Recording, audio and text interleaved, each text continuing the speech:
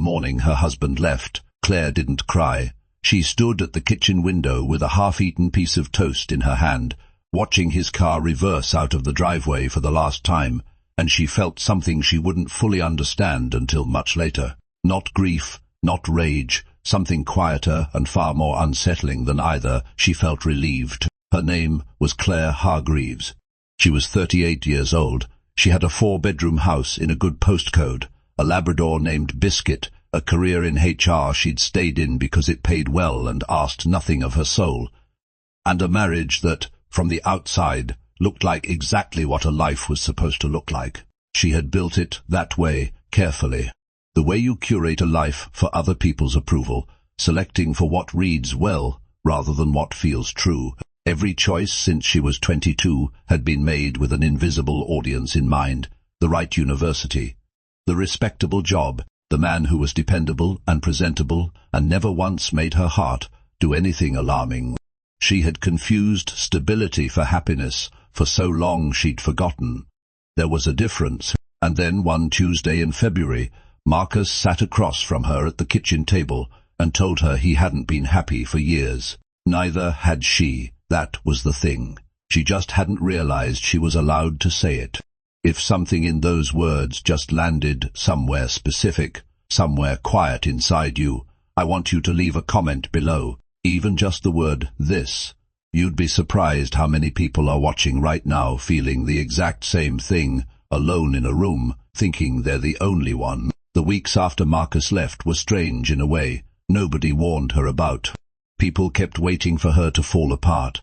Her mother called every single day. Her friends arrived with wine and sympathy and the quiet expectation of tears. But Claire moved through those weeks in a state she could only describe as eerie clarity, like the air after a storm, when everything is broken, but the sky has never been so clean. She started sleeping on his side of the bed.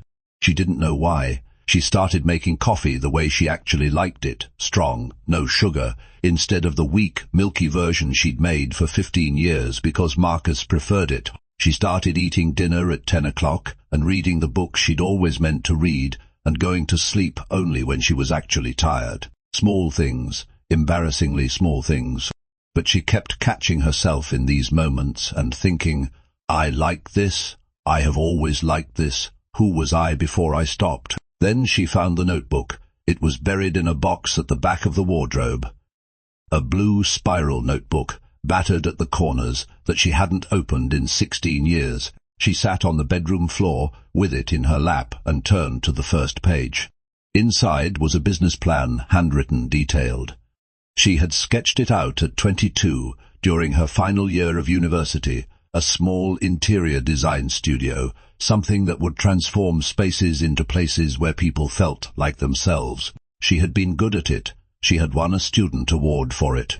She had set it aside because someone, she could no longer remember who, had told her it wasn't practical. She sat on that floor for a very long time, and then she closed the notebook, put it on the nightstand, and didn't open it again for 3 weeks. Here is where I need to ask you something directly. Have you ever had a notebook like that? Yours might not be a business plan. It might be a song you stopped writing, a city you always meant to move to, a version of yourself you quietly set aside because someone told you to be realistic. Tell me in the comments. I read every single one, and I mean that. She went back to it on a Thursday night in April, when the house was quiet and Biscuit was asleep at her feet, and there was nothing left to hide behind. She opened the notebook to the first page and read every word she had written at 22, and she made a decision.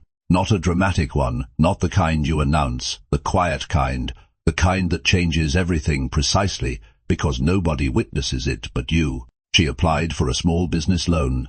She converted the spare bedroom. She made one deeply uncomfortable phone call to a former university professor, whose number she found in a 15-year-old email thread. The professor answered on the second ring. He remembered her immediately. That alone nearly undid her, the idea that someone had held the memory of who she was even while she had forgotten. She called the studio Fern and Light. She started with one client, a young couple whose flat felt like a waiting room. She transformed it in 3 weeks on a budget that made her laugh when she thought about it now. When they walked in and saw what she'd done, the woman cried. Claire cried in the car on the way home, not from sadness, from something older and harder to name, the specific grief of having been close to yourself for years without knowing it, and the overwhelming, almost unbearable relief of finally coming home. Word spread the way good work always does, quietly at first, then all at once. Claire is 41 now. Fern and Light has a small team, a waiting list 3 months long, and a reputation in the city for making spaces feel like the people who live in them actually exist. She still has the blue notebook. It sits on her desk, open to the first page, where she can see it every morning. She told me once that she doesn't regret the 15 years that looked like the wrong life.